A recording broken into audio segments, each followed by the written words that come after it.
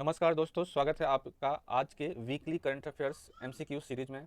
आज हम डिस्कस करेंगे 11 नवंबर से लेकर 17 नवंबर के बीच में जितने भी करंट अफेयर्स के एमसीक्यू हैं उन सभी को एक साथ डिस्कशन करेंगे। तो चलिए स्टार्ट करते हैं। आज का पहला प्रश्न है आज का पहला प्रश्न है हाल ही में दुनिया की सबसे बड़ी कोरल कॉलोनी कहाँ खोजी गई है? तो इसका आंसर हो जाएगा सोलोमन द्वीप में। हाल ही में दुनिया की सबसे बड़ी कोरल कॉलोनी को सोलोमन द्वीप में खोजा गया है। शोधकर्ताओं ने सोलोमन द्वीप में दुनिया की सबसे बड़ी कोरल द्वीप को खोजा है। सोलोमन द्वीप जो है वो 1000 द्वीपों का प्रशांत द्वीप समूह है, जिसमें 6 मुख्य द्वीप हैं और 900 से अधिक छोटे द्वीप हैं। इसका जो है एरिया 4,61,000 वर्ग किलोमीटर में फैला हुआ है। यह दक्षिण पश्चिम प्रशांत महासागर में स्थित है। इसकी सीमा दक्षिण पूर्व में वानुअतु और पश्चिम में पापुआ न्यू गिनी से लगती है। इसकी राजधानी जो है वो होनियारा है, याद रखिएगा होनियारा है। सबसे बड़े द्वीप इसमें है गुआडल कैनाल पर स्थित है। दूसरा क्वेश्चन है झीरी मेला प्रतिवर्ष किस राज्य में आयोजित किया जाता है? झीरी मेला, तो ये आंसर हो जाएगा इसका जम्मू एंड कश्मीर में। जम्मू और कश्मीर में 10 दिवसीय झीरी मेले का आयोजन किया गया है, जिसमें 16वीं सदी के डोगरा नायक, जिनका नाम था बाबा जीतो, इनके बलिदान के जश्न मनाया जाता है। बाबा जीतो जो थे एक ब्राह्मण किसान थे जो अन्याय से लड़ते हुए शहीद हो गए। उन्होंने एकता, ईमानदारी और साहस जैसे मूल्यों को बढ़ावा दिया। तो ये बाबा नायक डोगरा सदी के डोगरा नायक थे बाबा जीतो, जिनका बलिदान हो गया क्योंकि ये ब्राह्मण और किसान थे और अन्याय से लड़ते हुए ये शहीद हो गए। इन्होंने ईमानदारी और मूल्यों को बढ़ावा दिया। लगभग 20 लाख आगंतुकों को आकर्षित करता है। यह स्थानीय कारीगरों के लिए एक मंच के रूप में काम करता है। किसानों के लिए सहकारी योजनाओं के बारे में जानकारी प्रदान करते हुए जम्मू कश्मीर की समृद्ध विरासत को इस मेले में जो है प्रचारित किया गया। तीसरा क्वेश्चन है हाल ही में पहला बोडोलैंड महोत्सव का आयोजन कहाँ किया गया? तो ये आपको नई दिल्ली में इसका आयोजन किया गया। प्रधानमंत्री ने इसका उद्घाटन किया पहले बोडोलैंड महोत्सव का। यह 2 दिवसीय कार्यक्रम बोडो संस्कृति, भाषा, विरासत का जश्न मनाने के लिए आयोजित किया गया था। समारोह महोत्सव समृद्ध भारत के लिए शांति और सद्भाव थीम के तहत, इसकी थीम थी समृद्ध भारत के लिए शांति और सद्भाव, एकता को बढ़ावा देता है। इसका उद्देश्य असम, पश्चिम बंगाल, नेपाल, पूर्वोत्तर के सीमावर्ती क्षेत्रों में बोडो समुदाय के बीच संबंधों को मजबूत करना है। यह कार्यक्रम बोडोलैंड की संस्कृति, भाषा और पारिस्थितिक विविधता और पर्यटन क्षमता पर प्रकाश डालता है। अगला प्रश्न है सूमी नागा जनजाति मुख्य रूप से किस राज्य में पाई जाती है? तो इसका आंसर हो जाएगा नागालैंड में। सूमी नागा जनजाति नागालैंड में पाई जाती है। सूमी नागा जनजाति ने हाल ही में फसल कटाई के बाद का त्यौहार आहूना मनाया। तो आहूना कहाँ मनाया जाता है? तो नागालैंड में। और ये कौन सी जनजाति मनाती है? सूमी नागा जनजाति के द्वारा मनाया जाता है। नागालैंड की एक प्रमुख जनजाति है ये, जो मुख्य रूप से मध्य और दक्षिण क्षेत्रों में निवास करती है। अपनी विस्तृत गांव बस्तियों के लिए इनको जाना जाता है, जो नागा जनजातियों की एक अनूठी विशेषता है। मिशनरियों के माध्यम से ईसाई धर्म अपनाने से पहले वे सिर काटने का काम करते थे। सूमी भाषा तिब्बती वर्मी है और उनके मुख्य त्यौहार तुलनी और आहुनी है। मतलब इनका जो मुख्य त्यौहार है वो आपको है तुलनी और आहूना, याद रखिएगा। आहूना जो है वो फसल कटाई के बाद फसल कटाई के मौसम का जश्न मनाने के लिए बनाया जाता है। धन्यवाद दिया जाता है, अच्छे भाग्य के लिए प्रार्थना की जाती है। तुलनी नई फसल के आगमन का प्रतीक है, जिसमें पिछले साल की भरपूर फसल के लिए प्रार्थना की जाती है। तो 2 त्यौहार इनके द्वारा मनाया जाता है। सूमी नागा जनजाति जो कि नागालैंड में पाई जाती है। अगला प्रश्न है भारत के प्रतिभाशाली युवाओं को देश में काम करने की अनुमति देने के लिए ऑस्ट्रेलिया द्वारा शुरू की गई नई योजना का नाम क्या है? तो इसका नाम है MATES, mobility arrangement for talented early professional scheme, प्रतिभाशाली प्रारंभिक पेशेवर योजना के लिए गतिशीलता व्यवस्था। ऑस्ट्रेलिया ने भारत के प्रतिभाशाली प्रारंभिक पेशेवर योजना के लिए गतिशीलता व्यवस्था को शुरू किया है, जो भारतीय विश्वविद्यालय के ग्रेजुएट्स और प्रारंभिक पेशेवर को ऑस्ट्रेलिया में 2 साल तक काम करने का मौका देगी। यह योजना भारत और ऑस्ट्रेलिया के बीच प्रवासन और गतिशील भागीदारी व्यवस्था का हिस्सा है। METES मैट्स दिसंबर में 30 वर्ष या उससे कम आयु के आवेदकों के लिए खुलता है, जिनके पास अक्षय ऊर्जा, AI, फिनटेक, एग्रीटेक जैसे क्षेत्रों में डिग्री है। आवेदक को अंग्रेजी में कुशल होना चाहिए। कुल मिलाकर 6 IELTS प्रत्येक मॉड्यूल में है 5 और शीर्ष भारतीय विश्वविद्यालयों में से 2 साल के भीतर स्नातक होना चाहिए। कार्यक्रम सालाना 3000 स्थानों से शुरू होता है और प्रतिभागी काम के लिए आश्रितों को ले जा सकते हैं। अगला प्रश्न है प्रारंभिक ज्ञान के संचार और प्रसार पर अंतर्राष्ट्रीय सम्मेलन कहाँ आयोजित किया गया है? ये हो जाएगा आपको गुरुग्राम में। प्रारंभिक ज्ञान के संचार और प्रसार पर अंतर्राष्ट्रीय सम्मेलन का आयोजन गुरुग्राम में किया गया है।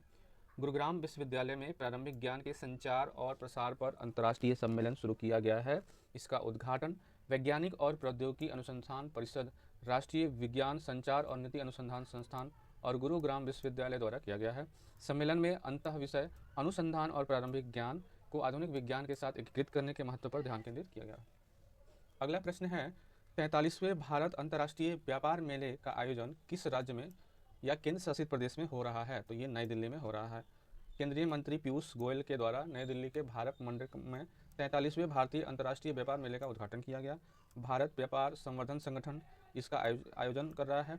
यह मेला जो है 27 नवंबर 2024 तक चलेगा, जिसका विषय है विकसित भारत 2037, जिसका लक्ष्य 2037 तक आत्मनिर्भर समृद्ध भारत को बनाना। केंद्रीय मंत्री ने ITPO को विश्व स्तरीय MICE जैसे एजेंसी के रूप में विस्तारित करने की योजना की घोषणा की, जिसमें भारत को बैठकों, प्रोत्साहन सम्मेलनों, प्रदर्शनियों के लिए एक शीर्ष गंतव्य के रूप में बढ़ावा मिलेगा।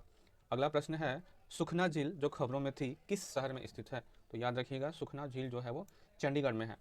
केंद्रीय पर्यावरण मंत्रालय ने हरियाणा की ओर से सुखना वन्यजीव अभयारण्य के आसपास के 1 किलोमीटर से 2 किलोमीटर तक के पारिस्थितिक संवेदनशील क्षेत्र को अधिसूचित किया है। सुखना झील चंडीगढ़ में एक कृत्रिम झील है, जिसे 1958 में शिवालिक पहाड़ियों से सुखना चोई धारा को बांधकर बनाया गया था। यह झील लगभग 3 वर्ग किलोमीटर में फैली हुई है, 1.52 वर्ग किलोमीटर लंबी है और 1.49 किलोमीटर चौड़ी है। इसे राष्ट्रीय आर्द्रभूमि के रूप में भी जाना जाता है।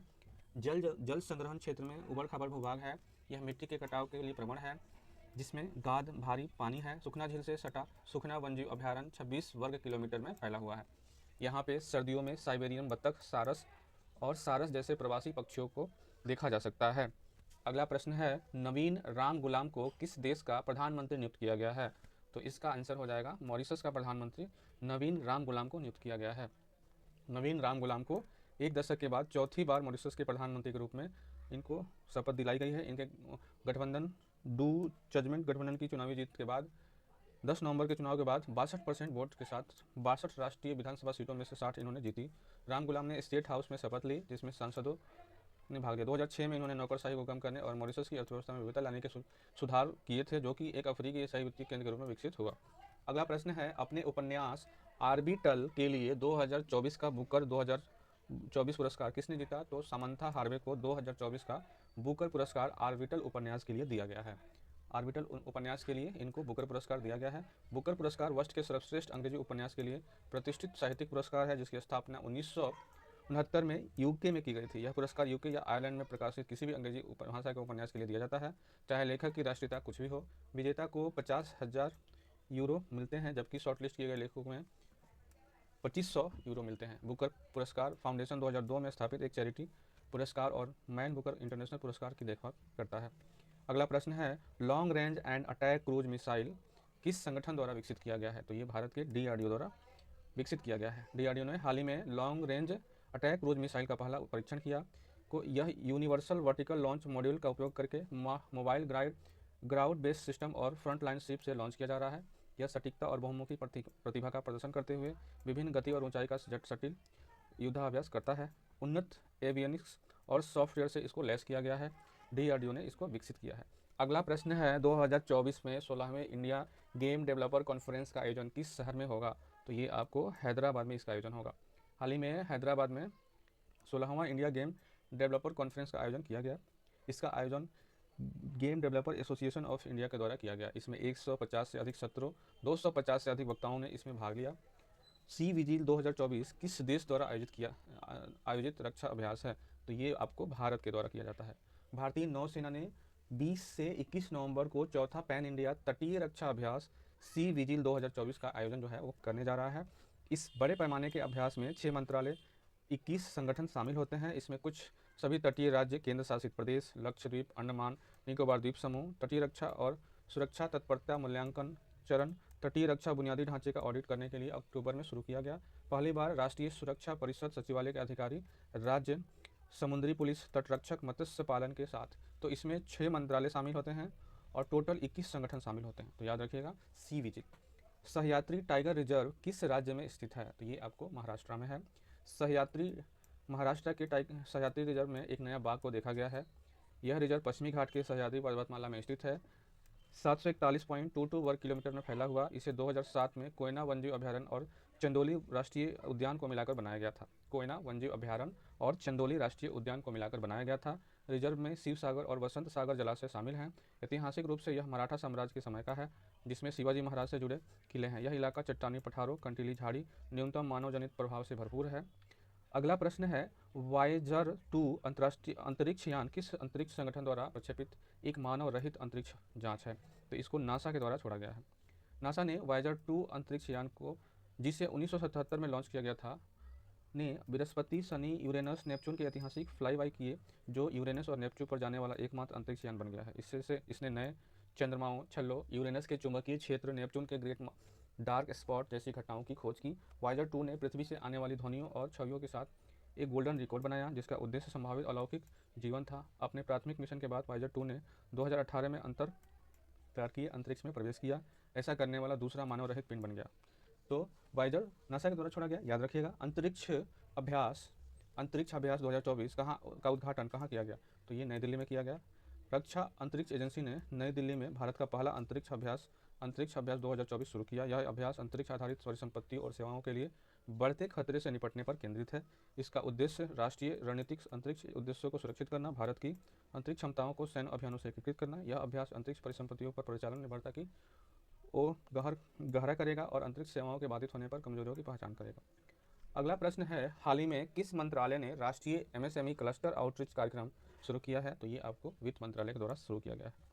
केंद्रीय वित्त मंत्री निर्मला सीतारमण ने राष्ट्रीय एमएसएमई क्लस्टर आउटरीच कार्यक्रम की शुभारंभ किया। यह कार्यक्रम वित्तीय सेवा विभाग और सिडबी का संयुक्त प्रयास है, याद रखिएगा। इसका उद्देश्य पूरे भारत में सूक्ष्म, लघु, मध्यम उद्योगों को समर्थन देना। यह पहल एमएसएमई के लिए वित्तीय पहुंच संसाधनों को बढ़ाएगी, जिससे उनके विकास को बढ़ावा मिलेगा। कार्यक्रम का उद्देश्य एमएसएमई क्लस्टर को मजबूत करना और उनकी विशिष्ट आवश्यकताओं को पूरा करना भी है। अगला प्रश्न है, सबनगिरी लोअर हाइड्रो इलेक्ट्रिक प्रोजेक्ट किन दो राज्यों की सीमा पर स्थित है? तो ये आपको अरुणाचल प्रदेश और असम की सीमा पर है। विवादास्पद Subansiri lower hydro electric project बिजली उत्पादन अगले साल शुरू होने वाला है। यह परियोजना अरुणाचल प्रदेश और असम की सीमाओं में सुबनसिरी नदी पर निर्माणाधीन एक बांध है। यह एक रन ऑफ रिवर हाइड्रोलिक परियोजना है। एक बार पूरा हो जाने से यह भारत की सबसे बड़ी परियोजना होगी। बांध नदी तल से 116 मीटर ऊंचा, नींव से 130 मीटर ऊंचा होगा, जिसकी लंबाई 284 मीटर होगी। नेशनल हाइड्रो पावर कॉर्पोरेशन द्वारा विकसित यह परियोजना पूरी होने पर 800 से 250 मेगावाट इकाई से 2000 मेगावाट बिजली पैदा करेगी। अगला प्रश्न है, हाल ही में खबरों में रहा टॉक्सिक एपिडर्मल नेक्रोलिसिस ने किस तरह की बीमारी है? टॉक्सिक एपिडर्मल नेक्रोलिसिस किस तरह की बीमारी है? तो ये त्वचा रोग की से संबंधित बीमारी है। ऑस्ट्रेलिया और जर्मनी के शोधकर्ताओं ने पहली बार टॉक्सिक एपिडर्मल नेक्रोलिसिस के रोगियों को सफलतापूर्वक ठीक किया है। TEN, जिसे लेयल सिंड्रोम के रूप में भी जाना जाता है, एक दुर्लभ और जानलेवा त्वचा रोग है। यह स्टीवन जॉनसन सिंड्रोम का सबसे गंभीर रूप है। TEN और SJS आमतौर पर कुछ दवाओं जैसे कि एंटीबायोटिक्स, एंटीकॉन्वल्सेंट्स के प्रतिक्रिया के कारण होते हैं। कमजोर प्रतिरक्षा प्रणाली वाले लोगों में SJS और TEN विकसित होने का जोखिम ज़्यादा रहता है। अगला प्रश्न है, हाल ही में किस संगठन ने दिल्ली में दक्षिण एशियाई दूरसंचार विनियामक परिषद की मेजबानी की है? तो ये आपको भारतीय दूरसंचार विनियामक प्राधिकरण यानी कि ट्राई के द्वारा किया गया है। भारतीय दूरसंचार विनियामक प्राधिकरण ने दिल्ली में दक्षिण एशियाई दूरसंचार विनियामक परिषद की मेजबानी की। इस कार्यक्रम का आयोजन एशिया प्रशांत द्वारा किया गया। APT एक अंतर सरकारी संगठन है जिसकी स्थापना 1979 में एशिया प्रशांत में ICT से विकास को बढ़ावा देने के लिए की गई थी। APT की स्थापना यूनेस्केप और अंतर्राष्ट्रीय दूरसंचार संघ के समर्थन में की गई थी। वर्तमान में 38 सदस्य देश और 4 सहयोगी सदस्य, 140 से अधिक संबंध सदस्य, इसमें ICT से जुड़ी निजी कंपनियों और शैक्षिक संस्थान भी शामिल हैं। अगला प्रश्न है, टोटो जनजाति मुख्य रूप से किस राज्य में निवास करती है? तो ये पश्चिम बंगाल में निवास करती है। टोटो जनजाति, जिनकी संख्या 1600 से भी कम है, पश्चिम बंगाल के टोपोपारा गांव में भूटान सीमा के पास रहती है। ये एक तिब्बत मंगोलायड जातीय समूह है जिन्हें सबसे अधिक संकटग्रस्त जनजातियों में माना जाता है। विशेष रूप से कमजोर जनजातीय समूह के रूप में वर्गीकृत किया गया है। इनकी भाषा टोटो सिनो तिब्बती है, जिसे बंगाली लिपि में लिखा जाता है। टोटो अंतरजातीय विवाह करते हैं और केवल एक पत्नी रखते हैं। दहेज प्रथा का विरोध करने की एक अनूठी संस्कृति का पालन करते हैं। वे फूस की छतों वाली ऊंची बांस की झोपड़ियों में रहते हैं और पहचान के संघर्ष और खराब बुनियादी ढांचे का सामना कर रहे हैं। अगला प्रश्न है, महिला एशियाई हॉकी चैंपियंस ट्रॉफी 2024 का आयोजन किस शहर में किया जा रहा है? तो ये अभी चल रहा है राजगीर, बिहार में। 2024 महिला एशियाई चैंपियंस ट्रॉफी 11 से 20 नवंबर तक बिहार के राजगीर हॉकी स्टेडियम में आयोजित किया जा रहा है। यह बिहार में पहला अंतर्राष्ट्रीय टूर्नामेंट है। नई कप्तान सलीम टेटे की अगुवाई में भारतीय महिला हॉकी टीम ने अपने खिताब का बचाव करेगी। इसमें भाग लेने वाली टीमों में चीन, जापान, कोरिया, मलेशिया, थाईलैंड शामिल है। यह टूर्नामेंट अंतर्राष्ट्रीय खेल आयोजनों की मेजबानी में बिहार की बढ़ती भूमिका को भी दर्शाता है। अगला प्रश्न है, पंडित राम नारायण जिनका हाल ही में निधन हो गया किस क्षेत्र से जुड़े हैं? तो ये आपको संगीत से जुड़े हुए हैं, याद रखिएगा। महान सारंगी वादक पंडित राम नारायण 96 वर्ष की आयु में इनको मुंबई में इनका निधन हो गया। हिंदुस्तानी संगीतकार थे जिन्हें सारंगी पर अपनी महारत हासिल थी। इन्हें पद्म विभूषण और संगीत नाटक अकादमी से पुरस्कार दिया गया था। इनके निधन पर महाराष्ट्र के राज्यपाल सीपी राधाकृष्णन सहित पूरे भारत में श्रद्धांजलि दी गई। अगला प्रश्न है, किस दिन को राष्ट्रीय शिक्षा दिवस के रूप में मनाया जाता है? तो 11 नवंबर को मनाया जाता है। राष्ट्रीय शिक्षा दिवस 11 नवंबर को भारत के पहले शिक्षा मंत्री मौलाना अबुल कलाम आज़ाद के सम्मान में मनाया जाता है। यह भारत के भविष्य को आकार देने में शिक्षा की भूमिका पर जोर देता है। जहां 35 वर्ष से कम आयु की 65% आबादी को गुणवत्तापूर्ण शिक्षा और कौशल विकास की आवश्यकता है। भारत सरकार 86वें संशोधन सहित पहलों और कानूनों के माध्यम से शिक्षा तक पहुंच को बढ़ावा देती है। 6 से 14 वर्ष की आयु के बच्चों को मौलिक अधिकार के रूप में मुफ्त शिक्षा की गारंटी दी जाती है। शिक्षा का अधिकार अधिनियम 2009 गुणवत्तापूर्ण प्राथमिक शिक्षा सुनिश्चित करता है। मोदी प्रधानमंत्री के नेतृत्व में राष्ट्रीय शिक्षा नीति 2020 का उद्देश्य 21वीं सदी के लिए भारत की शिक्षा प्रणाली को आधुनिक बनाना। अगला प्रश्न है, कायाकल्प परियोजना किस मंत्रालय द्वारा शुरू की गई है? तो इसका शुरुआत जो है स्वास्थ्य और परिवार कल्याण मंत्रालय के द्वारा शुरू की गई है। राजस्थान कॉलेज शिक्षा आयुक्तालय ने कायाकल्प योजना के तहत 20 सरकारी कॉलेजों को अपने मुखौटे और प्रवेश द्वारों पर नारंगी रंग से रंगने का निर्देश दिया। स्वच्छ भारत अभियान के तहत 2015 में स्वास्थ्य और परिवार कल्याण मंत्रालय द्वारा इसको कायाकल्प योजना को शुरू किया गया था। अगला प्रश्न है, भारतीय सड़क कांग्रेस का 83वां वार्षिक अधिवेशन कहाँ आयोजित किया गया? तो ये रायपुर में आयोजित किया गया। भारतीय सड़क कांग्रेस का 83वां वार्षिक सत्र छत्तीसगढ़ के रायपुर में आयोजित किया गया। केंद्रीय मंत्री नितिन गडकरी ने 4 दिवसीय कार्यक्रम का उद्घाटन किया जो 11 नवंबर को समाप्त हो गया। गडकरी ने सड़क निर्माण और सुरक्षा पर 3 नए दिशा निर्देश और एक मैनुअल जारी किया जिसमें 2000 से अधिक विशेषज्ञ वैज्ञानिक इंजीनियर भाग ले रहे हैं। अगला प्रश्न है, किस शिपयार्ड ने भारत का पहला स्वदेशी विमान वाहक पोत विक्रांत को बनाया है? तो ये है कोचीन शिपयार्ड लिमिटेड के द्वारा। भारत के राष्ट्रपति ने हाल ही में INS विक्रांत पर एक प्रदर्शनी देखा जो भारत का पहला स्वदेशी रूप से डिजाइन और निर्मित विमान वाहन पोत है।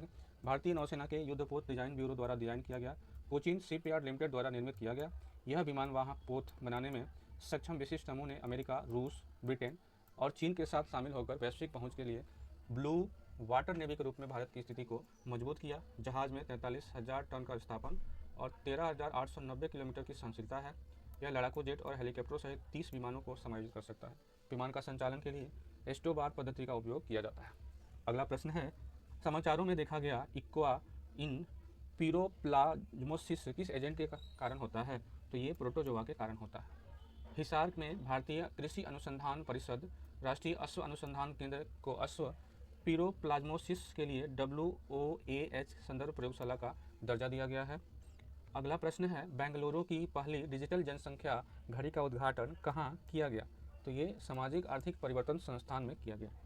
बेंगलुरु की पहली डिजिटल जनसंख्या घड़ी का उद्घाटन सामाजिक आर्थिक परिवर्तन संस्थान में किया गया। यह कर्नाटक और भारत के लिए वास्तविक समय की जनसंख्या अनुपात करेगी। यह परियोजना ISEC और केंद्रीय स्वास्थ्य और परिवार कल्याण मंत्रालय का संयुक्त प्रयास है। यह घड़ी हर 1 मिनट और 10 सेकंड में कर्नाटक की जनसंख्या और हर 2 सेकंड में भारत की जनसंख्या को अपडेट करेगी। इसका उद्देश्य जनसंख्या गतिशीलता के बारे में जागरूकता बढ़ाना। भारत में 18 जनसंख्या अनुसंधान केंद्रों पर ऐसी घड़ी लगाई जाएगी जो सैटेलाइट कनेक्शन, उन्नत सॉफ्टवेयर और उपकरणों से लैस यह जनसांख्यिकी अध्ययन और गति विश्लेषण को बढ़ाएगा। अगला प्रश्न है, अभ्यास ऑस्ट्री हिंड भारत और किस देश के बीच आयोजित किया जाता है? तो ये ऑस्ट्रेलिया और भारत के बीच आयोजित किया जाता है। ठीक है, संयुक्त सैन्य अभ्यास ऑस्ट्रा हिंड का तीसरा संस्करण 8 नवंबर को महाराष्ट्र के पुणे में विदेशी प्रशिक्षण नोड में शुरू हुआ। यह भारत और ऑस्ट्रेलिया के बीच बारी बारी से आयोजित होने वाला एक वार्षिक युद्धाभ्यास है। पिछला संस्करण दिसंबर 23 में आयोजित हुआ था। ऑस्ट्रेलिया में भारतीय दल में 140 कर्मी, डोगरा रेजिमेंट में भारतीय वायुसेना के जवान शामिल। इस अभ्यास का उद्देश्य संयुक्त राष्ट्र अध्याय 7 के तहत अर्धशहरी अर्ध रेगिस्तानी इलाकों में संयुक्त उपकरण अभियानों के लिए सैन्य सहायता और अंतर संचालन को बढ़ावा देना है। अगला प्रश्न है, संयुक्त राष्ट्र जलवायु परिवर्तन सम्मेलन कहाँ आयोजित किया जा रहा है? तो ये बाकू अजरबैजान में आयोजित किया जा रहा है। COP29 बाकू अजरबैजान में आयोजित किया जा रहा है। 11 नवंबर से 22 तक इसका आयोजन किया जा रहा है। इसका फोकस है वित्त पर। अरब देशों ने 1.1 ट्रिलियन वार्षिक लक्ष्य प्रस्तावित किया है जिसमें विकसित देशों से 441 बिलियन का अनुदान शामिल है। अगला प्रश्न है, हाल ही में भारत और किस देश के बीच गरुण शक्ति अभ्यास आयोजित किया गया? तो ये याद रखिएगा, गरुण शक्ति इंडोनेशिया के बीच में। भारतीय नौसेना इंडोनेशियाई सेना के बीच संयुक्त बल का 9वां संस्करण 12 नवंबर को इंडोनेशिया के सुजानतुंग के मोकोपापस में संपन्न हुआ। इंडोनेशिया में भारतीय राजदूत संदीप चक्रवर्ती ने भी इस अभ्यास में भाग लिया। अगला प्रश्न है, प्रधानमंत्री ने बिहार के किस शहर में एम्स की आधारशिला रखी है? तो ये आपको हो जाएगा दरभंगा। मोदी ने बिहार के दरभंगा में एम्स की आधारशिला रखी है। इसमें super speciality hospital, Ayush block, medical college, nursing college, आवासीय सुविधा शामिल होगी। इसके साथ ही पीएम ने देश भर में 12,100 करोड़ रुपए की कई विकास परियोजनाओं की आधारशिला भी रखी। अगला प्रश्न है, इंडियन ऑयल कॉर्पोरेशन का नया अध्यक्ष किसे नियुक्त किया गया है? अरविंद सिंह साहनी को नियुक्त किया गया है। अरविंद सिंह साहनी को देश की सबसे बड़ी तेल कंपनी इंडियन ऑयल कॉर्पोरेशन का नया चेयरमैन नियुक्त किया गया है। 54 वर्ष के साहनी फिलहाल आईओसी में पेट्रोकेमिकल्स डिवीजन में बिजनेस डेवलपमेंट में कार्यकारी निदेशक के पद पर कार्यरत है। वह विदेश सचिव कौन है जिसे सरकार ने सेवा विस्तार दिया है? तो विक्रम मिश्री को सेवा विस्तार दिया गया है। इनके कार्यकाल को 14 जुलाई 2026 तक बढ़ा दिया गया है। मिश्री 15 जुलाई 2024 को विदेश सचिव का पदभार संभाले थे। वह भारतीय विदेश सेवा के 1989 बैच के अधिकारी। मिश्री विदेश मंत्रालय, पीएमओ, यूरोप, अफ्रीका, एशिया, उत्तरी अमेरिका में कई भारतीय मिशनों में भी काम कर चुके हैं। अगला प्रश्न है, दुनिया का पहला ऊंचाई वाला पैरा स्पोर्ट सेंटर कहाँ आयोजित किया जाएगा? तो ये लेह में आयोजित किया जाएगा। देश में खेलों को बढ़ावा देने के उद्देश्य से लेह में, जो कि लद्दाख में है, दुनिया का पहला उच्च पैरा स्पोर्ट्स सेंटर स्थापित किया जाएगा। इसके लिए लद्दाख स्वायत्त पर्वतीय विकास परिषद और आदित्य मेहता फाउंडेशन के बीच समझौता ज्ञापन पर हस्ताक्षर हुए हैं। अगला प्रश्न है, राष्ट्रीय विधिक सेवा प्राधिकरण का नया कार्यकारी अध्यक्ष किसे नियुक्त किया गया है? तो याद रखिएगा, न्यायमूर्ति भूषण रामकृष्ण गवई को राष्ट्रीय विधिक सेवा प्राधिकरण यानी कि नेशनल लीगल सर्विस अथॉरिटी का चेयरमैन नियुक्त किया गया है। भूषण रामकृष्ण गवई को भारत के राष्ट्रपति के द्वारा सुप्रीम कोर्ट के न्यायाधीश भूषण रामकृष्ण गवई को राष्ट्रीय विधिक सेवा प्राधिकरण नालसा के नए कार्यवाहक अध्यक्ष के रूप में नियुक्त किया गया है। गवई भारत के मुख्य न्यायाधीश न्यायमूर्ति संजीव खन्ना का स्थान लेंगे, जो पहले इस पद पर थे। नालसा की परंपरा के अनुसार कार्यकारी अध्यक्ष का पद भारत के सर्वोच्च न्यायालय के दूसरे सबसे वरिष्ठ न्यायाधीश के पास होता है। इसका मतलब जो ये आपको है गवई, इनका नाम क्या है? न्यायमूर्ति भूषण रामकृष्ण गवई, ये जो है नेक्स्ट भारत के न्यायाधीश होंगे। ठीक है, याद रखिएगा। अगला प्रश्न है, हाल ही में मध्य प्रदेश पर्यटन विभाग का ब्रांड एम्बेसडर किसे नियुक्त किया गया है? तो ये पंकज त्रिपाठी को नियुक्त किया गया है, याद रखिएगा। बॉलीवुड स्टार पंकज त्रिपाठी को हाल ही में मध्य प्रदेश के पर्यटन विभाग का ब्रांड एम्बेसडर नियुक्त किया गया है। मध्य प्रदेश को अग्रसर अपने जीवंत वन जीवन ऐतिहासिक स्थलों के लिए भारत का दिल कहा जाता है। इस फैसले से पर्यटन में बढ़ावा मिलेगा। अगला प्रश्न है, नई दिल्ली में भारत अंतर्राष्ट्रीय व्यापार मेले का उद्घाटन किसने किया? तो ये आपको पीयूष गोयल के द्वारा किया गया था। पीयूष गोयल के द्वारा किया गया था। केंद्रीय वाणिज्य और उद्योग मंत्री श्री पीयूष गोयल ने नई दिल्ली में भारत मंडपम में भारतीय अंतर्राष्ट्रीय व्यापार मेले के 43वें संस्करण का उद्घाटन किया। यह 14 से 27 नवंबर तक आयोजित किया जाएगा। IITF 2024 में बिहार और उत्तर प्रदेश भागीदारी राज्य हैं। झारखंड फोकस राज्य के रूप में है। और IITF के ticket 55 Delhi metro station DMRC mobile app के वेबसाइट पे भी उपलब्ध है। तो ये थी आज की डिस्कशन, जिसमें हमने जो नवंबर के वीक 3 के करंट अफेयर्स हैं 11 नवंबर से लेके और 17 नवंबर के बीच में के जो करंट अफेयर्स हैं उन सभी करंट अफेयर्स के MCQ को हमने डिस्कस किया। मिलते हैं अगले वीडियो में, तब तक के लिए धन्यवाद।